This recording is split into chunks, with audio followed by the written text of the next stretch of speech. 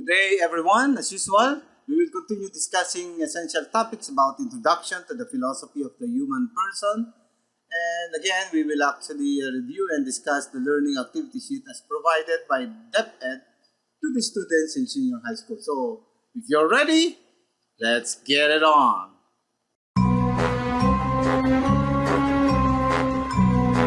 Welcome everyone to my channel. My name is Mon.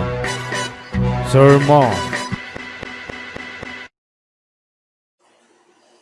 Okay, our competencies for the last 2 weeks were for you to be able to evaluate and exercise prudence in choices. Okay, and we know that choices have consequences. Something are given up while others are obtained in making choices. Okay, and we showed situations that demonstrate freedom of choice and the consequences, of their choices. Okay, this week, okay, the competencies will be for you to realize that intersubjectivity requires accepting differences and not imposing on others. The second one is explaining that authentic dialogue means accepting others even if they are different from themselves. And the last, perform activities that demonstrate an appreciation for the talents of persons with disabilities and those from the underprivileged sectors of society. Okay, so let's continue. And so let's understand what intersubjectivity is. And from the Bible, it's stated in Psalm 107, chapter 107, verses 1 to 3. And again, I quote, "Give thanks to the Lord, for He is good. His love endures forever. Let the redeemed of the Lord tell their story. Those He redeemed from the hand of the foe, those He gathered from the lands, from east and west, and from north and south." End of quote. Obviously, it says, let the redeemed of the Lord tell their story. Okay? That means to me to listen to everyone.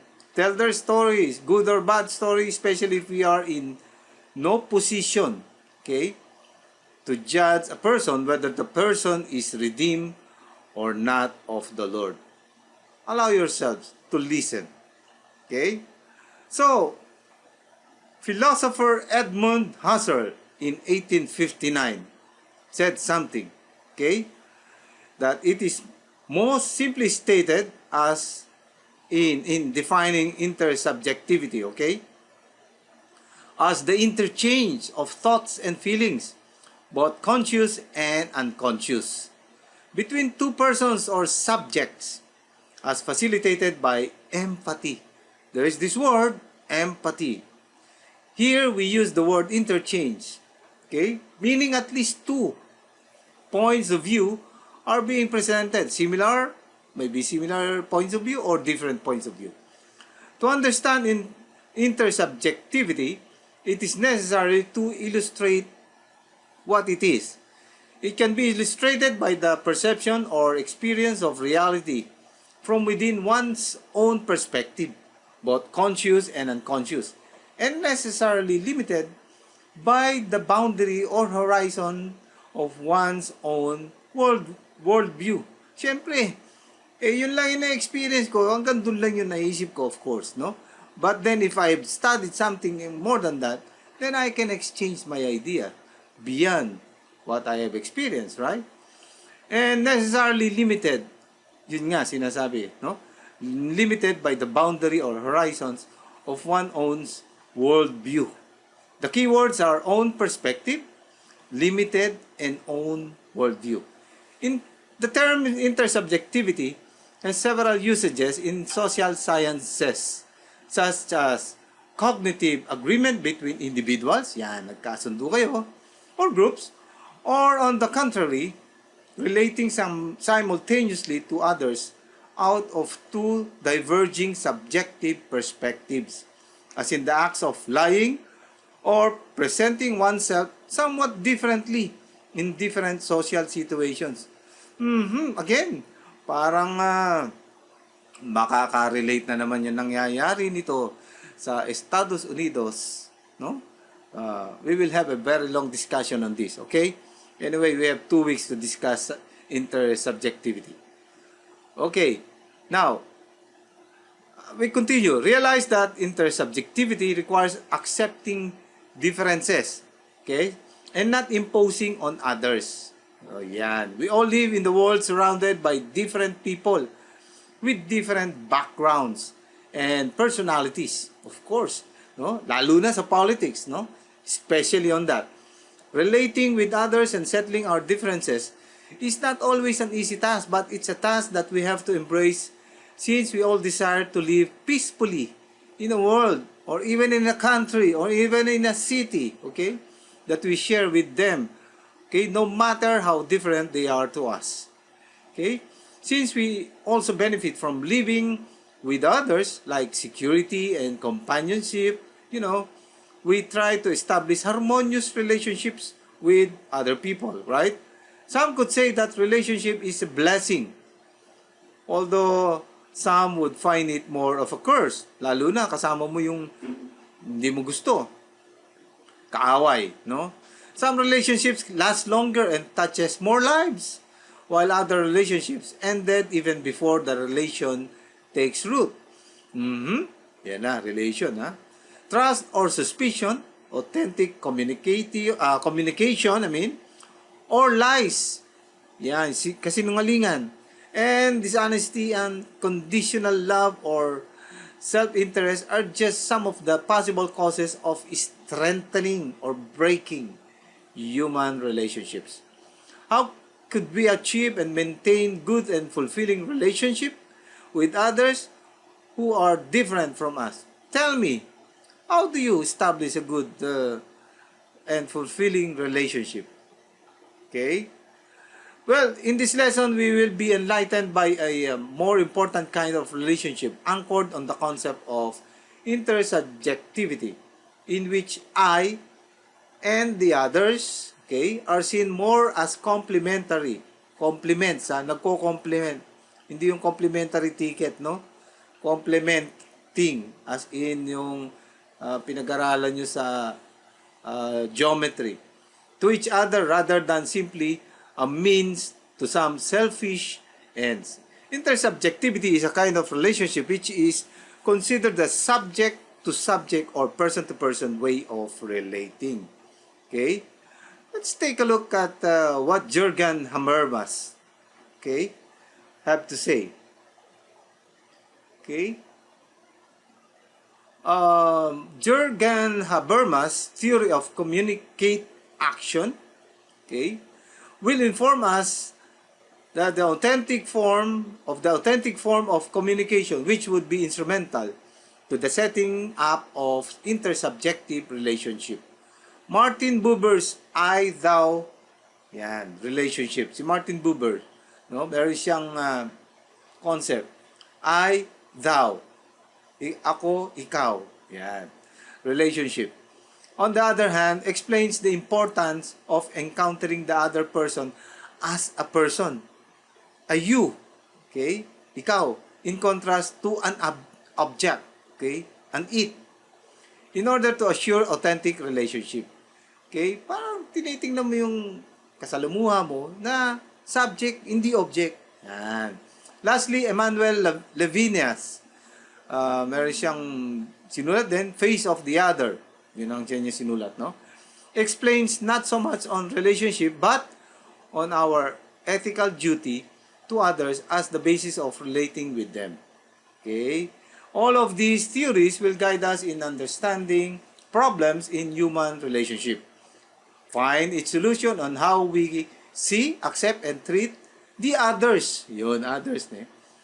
Intersubjective relationship, therefore, aims in helping individuals grow together as authentic human persons. Okay? Let's go to the next slide. Let's continue with Jurgen Habermas' theory of communication action. It says there that mutual understanding is an important purpose, okay, of any in any conversation, be it a simple dialogue or an argumentation. Yan, nagtatalo na, no? In modern world, we hear the phrase agree to disagree, right? You always hear that, no?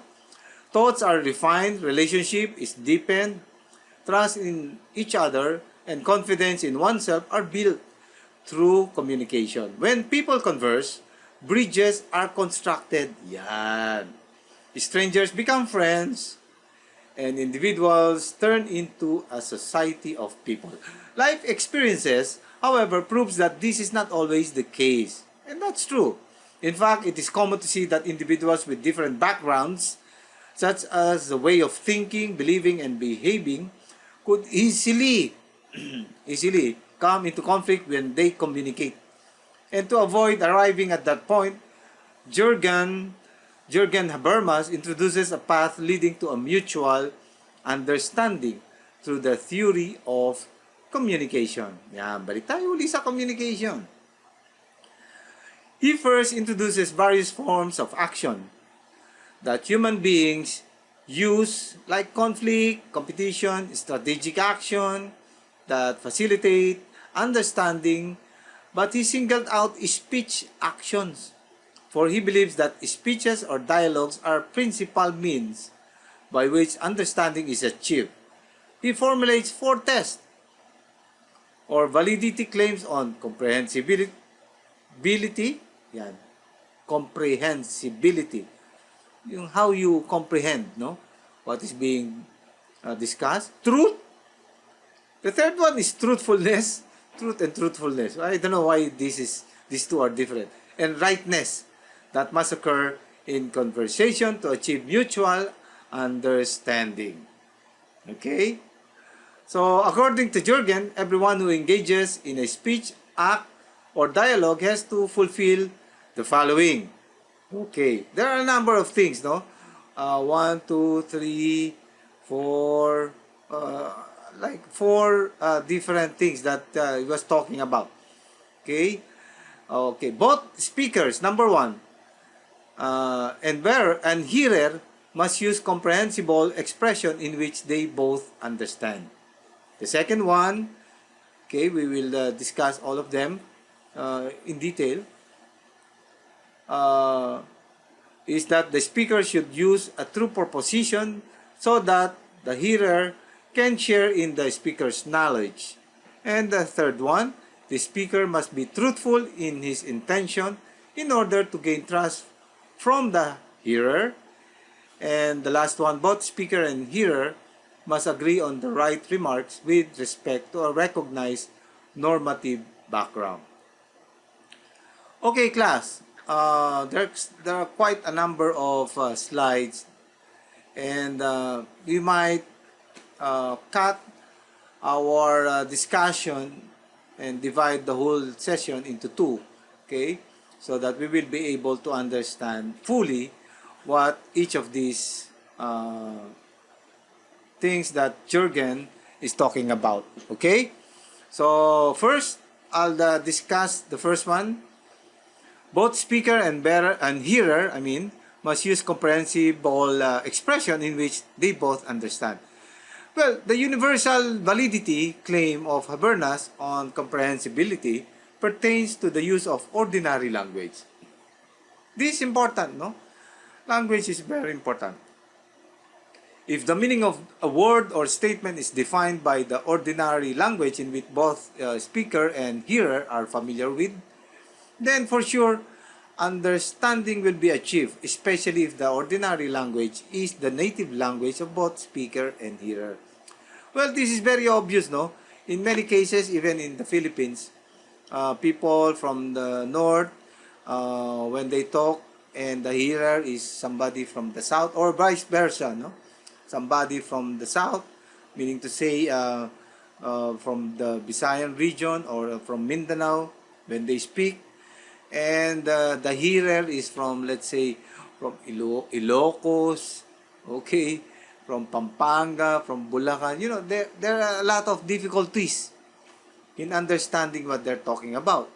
And sadly, there are words which are good in some areas, but when you hear it in another area, okay, it might sound offensive. Okay, so the first one, that the comprehensibility issue is very important. Okay? Okay, let's go to the next one. The speaker should use a true proposition so that the hearer can share in the speaker's knowledge. So the proposition is very important. Meaning to say, okay, the intention, no? The universal validity claim of Habermas, on truth refers to how true the uttered statement in reference to objective facts. Yan, papasok yung objective. Ano kaya ang objective nito? For example, if a customer asks a waiter for a glass of water, okay, the request will surely be understood and it will be granted. But if a customer asks for a kryptonite salad, wow, kryptonite salad, ano kaya yun? In which the restaurant doesn't actually serve and the waiter is not familiar with, the request will surely be rejected for confusion. Yan ang mahirap. Hindi kayo nagkaintindihan and misunderstanding between the customer and waiter will surely take over. Yan. So, again, as I've said, the truth, no, and the objective facts must be realized in every situation. Meaning to say, you have to have a common knowledge of what you're talking about. Okay. Even myself, when I talk to you about these theories, that's why I'm explaining it so that when you encounter somebody else who's your classmate, you know, when you talk about these concepts or these theories, more or less, you know already what we're talking about. But when you talk to a lower grade, maybe they have not taken up this philosophy class, then they would not understand. Maybe, no? Most likely, if they haven't taken that up, they might not be able to understand what you're talking about. Okay? So that's very important. Again, number 3, the speaker must be truthful in his intention in order to gain trust from the hearer. Yan, intention. Okay? The claim of Habermas on truthfulness pertains to the genuine intention of the speaker, which is essential for the hearers gaining trust. Ito kasi mahalaga to eh. The hearer will trust the speaker. Sincerity in relationship is an important aspect in achieving mutual understanding. It is assessed by considering the consistency of the expressed meaning and the speaker's agenda. Whenever others give advice, we appreciate them when they clearly show their care through consistency in their words and actions, while we are pushed back by those whose actions contradict their words. Yun ang mahirap. Yung sinasabi nila, 1, 2, 3 sinabi, tapos hindi naman pala ginawa. Okay? So, yun ang mahirap. Especially when their actions contradict their words, no? Okay? Okay. Hence, it is also important that we have a genuine intention while conversing with others in order to gain their trust. For trust breaks down barriers. Okay? Yung trust kasi nawawala na yung barrier. No? Relax ka na eh. Relax mode ka na dito sa taong to. Of suspicion especially. Okay? But nurtures and deepens relationships. Sometimes familiarity with each other is helpful in determining the truthfulness of intention. Like for example, go back to the kryptonite salad. When that was made by the customer, the waiter is familiar already with the customer and then he would say, okay, baka naman nagbibiro lang. Maybe it's just a joke. Okay? And in which case, the waiter will simply smile or open a casual conversation with the customer, of course. If the customer is a stranger, that's the problem. And worse, the request is given with the serious face. The waiter, for sure, would feel discomfort, confusion, confused, okay?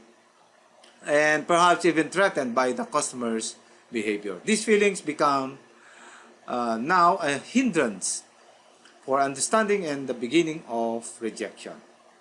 The last one, both speaker and hearer must agree on the right remarks with respect to a recognized normative background. The validity of claim of Habermas on rightness pertains to the acceptable tone, pitch of voice and expressions. And Filipinos, we Filipinos generally are intimidated, irritated, and even threatened when someone talks with a high pitch or a loud voice, as in a shouting manner. Okay? While low and gentle voice, okay, makes us calm and relax. And in certain situation, makes us recognize the sincere words of the others. Kailangan pala mababa boses ko. Perhaps this is something we acquire in our family, where that whenever we make mistakes, our parents, okay, sometimes have a loud and angry voice which frighten us, but when they are calm, we find their words assuring and comforting. Hence, the manner of utterance or way of speaking used in conversation could either be a hindrance or means for genuine understanding. We will continue discussing Habermas' theory of communication, and for now we'll stop from here and we'll go back to the discussion, the continuation of our topic next week. For now, let's review our LAS and read on and try to answer your LAS activities for this week. Okay? So bye for now.